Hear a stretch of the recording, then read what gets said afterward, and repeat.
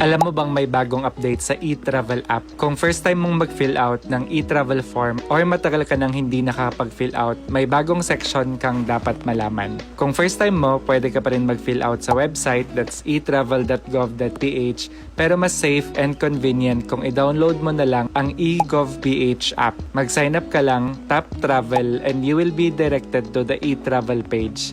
Fill out your details tulad ng name, flight number, departure, and airport information. After nito, may bagong section for Philippine Travel Tax Declaration. Dito, kailangan mo nang pumili sa tatlong options.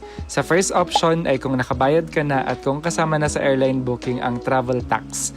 Halimbawa, sa Cebu Pacific, check mo yung itinerary booking mo kung may nakalagay na PH travel tax.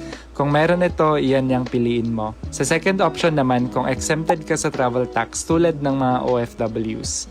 And sa third option, nakalagay dyan kung nakabayad ka na via TIEZA, either online or sa airport kiosk. Now, what if hindi ka pa nakakabayad, wala ka pa sa airport at nag-fill out ka na kasi 3 days before the flight naman pwedeng mag-fill out ng e-travel?